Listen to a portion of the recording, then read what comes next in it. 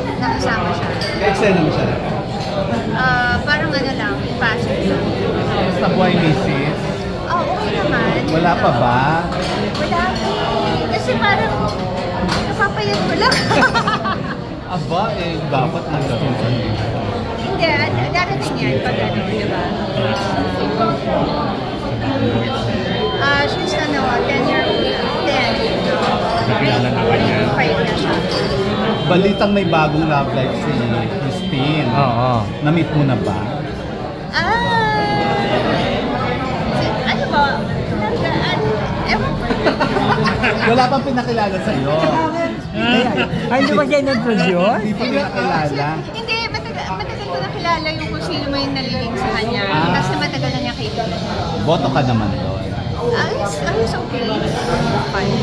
May say ka na minsan pagka nagka-consult si Christine sa'yo about yung love life niya or meaning advice. Kasi sabi ko, andito lang ako. Basta happy ka. Okay kami. Tapos ito na lang, naka-move on ka na ba? Malinaw na ba yung isip ulit after the election? Relax ka na ba? Yes. I love you! I love you guys. Yes. Ang kulit-kiran sa Meron ka na pala. Meron na akong... Meron na pala May ulian ka na ba? Yun na lang pala. Yun na lang pala. So, dapat gumawa tayo ng isang award-winning film. Yes. What's really the hair to Kaya hindi pa pwedeng mabun.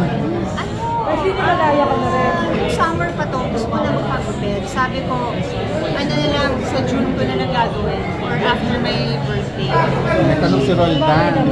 Akala ko, nakataas ka na. Hindi malayo na kami. Akala ko, nakataas ka na. Honestly, sinabi ko kay Mel, alam mo Mel, ang hindi ko pa nagagawa sa buong career ko, mag-Sinimalaya.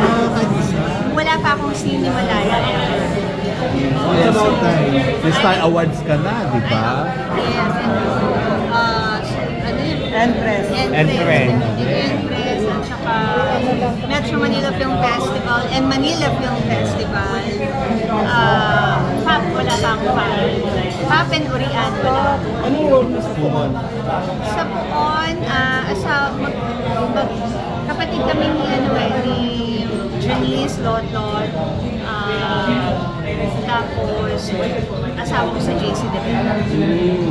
So, family namin, nag-aalaga ng mga puhon. Si Will? Si Will, anak siya ni... Janice ba o ni Lotlot? Ganun nakatagal nag-stop yung film. Oo, matagal na kayo Ang anak ko doon, si Joao. Ang anak namin ni JC Devilla. Bakit ang fresh mo ngayon? Dahil ba sa pagpayat mo yan sa buhok? I think sa buhok, at saka pagpayat, at saka well-rested, hindi... Happy? Happy. Kumbaga parang, gigising ka minsan pag walang work, gumigising ako kung anong oras ko gumising, then work na. May mga times sa gano'n. Saka syempre, yung mga beauty regimen, Product mo? yung products ko, hindi. Tuloy yun, di ba? Yes, soon, abangan niyo po yung Ara Secret kasi... may bago na naman. Yes, may bagong mga products and inaabangan nila yung yung mga dati kong products na talagang nakakaganda ng skin.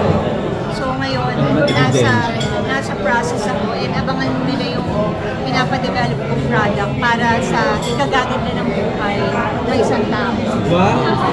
Parang ano yan? Ikaw ko mo. Yes. May bagong season. Magandang araw. Magandang araw. Tuloy na tuloy po siya. September, mag-start na kami ng taping. Inain yung mga PBB ngayon, di ba? Hindi mo babalak sila i-guess yung magandang araw mo. If i-allow sila, Sino yung mga nakikita mo pwede mo i-guess? unahin na natin big winner. Tama. Kasi may mga common friends kami na big winner. Like Sila si Ben? Mika. Si Mika kasi nag-makeup sa kanya, si Mariah nag-makeup din sa akin. So, Anong topic usually yung parang nakikita mo? hindi ko alam. I'll share with her kung ano gusto niyang pag-usapan din. Pero itong magandang araw. May mga tweak, may maiipong konti, may mga bagong segments. Yun. Pero I'm happy kasi may bagong season yung magandang araw. Season 2, no? Season 4 na. Season 4 na. Picturean ka namin solo dyan. Ayun. Ay, dito, Dar!